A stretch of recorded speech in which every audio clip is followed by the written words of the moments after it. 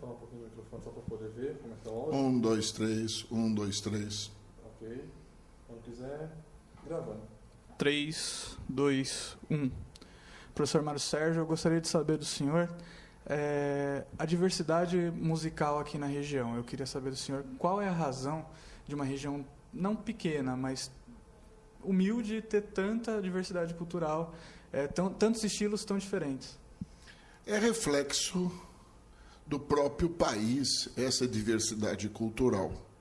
O país é muito rico na sua pluralidade, desde a música nordestina, a música sulina, a MPB, a chamada música caipira, música romântica sertaneja. Eu tenho a impressão que todo brasileiro como um todo é possuidor dessa cultura ampla que principalmente está ligada à nossa cultura negra, às raízes coloniais. E qual a importância dessa diversidade para a formação da cidade e da região, da identidade cultural dessa região? Na medida em que esses movimentos musicais, eles se ligam a grupos sociais que dão o sentido do seu próprio rosto. Então, eu vou dar um exemplo bem fácil para você. A partir do século XVIII, a gente tem notícia da chegada dos primeiros negros escravos aqui. Escravidão já havia, principalmente a escravidão indígena. Mas é no século XVIII que, aproveitando o período da mineração, logicamente, em Minas Gerais, começam a chegar os primeiros negros aqui documentados. E é exatamente desse período, e não é simplesmente uma coincidência, que a gente tem os primeiros batuques daquilo que seria a Congada e aquilo que seria o Moçambique hoje.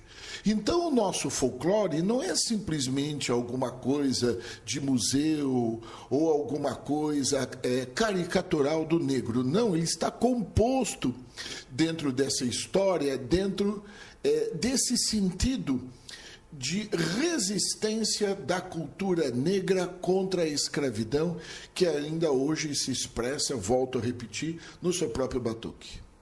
E para a formação do cidadão, qual a importância da música? Talvez a música no campo das artes seja o veículo mais expressivo das nossas manifestações de alma. Eu tenho a impressão que aqui em Mogi, particularmente, existem 3 estratos bastante expressivos, porque eles não são frutos, vamos assim dizer, de modas, de alguma coisa mais conjuntural. Em primeiro lugar, nós temos um extrato vindo da classe média, principalmente ao final do século XIX, que são as bandas, particularmente a banda Guarani, de 1896, e a banda Santa Cecília, de 1926.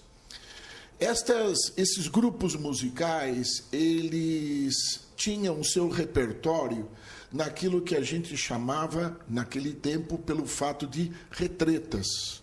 São pequenas operetas apresentadas em praças públicas, nos coretos, principalmente por ocasião das festividades cívicas e religiosas. Então, é fruto de uma classe média urbana. Você tem esse segundo grande grupo, que eu diria para vocês que é fruto da continuidade da presença do negro aqui. Não somente presente nessas manifestações ditas folclóricas, mas são extremamente vivas, mas também nas escolas de samba que hoje existem na cidade de Mogi. E um terceiro grupo, também expressivo, mas não com tanta visibilidade, que são dos compositores locais de MPB, música popular brasileira, que agora, recentemente, foram editadas num CD feita pelo Matheus Sartori, muito expressivos desta música, neste CD chamado Santana de Mogi das Cruzes. Obrigado. Muito obrigado. Adquirido a 30 quadros por segundo, a gente adquire até 1000 quadros, 512 por 512 pixels e por aí vai. E a gente pode chegar até imagens mais sofisticadas, quadridimensionais, onde eu não adquiro ao longo do tempo para saber se o paciente tem algum problema na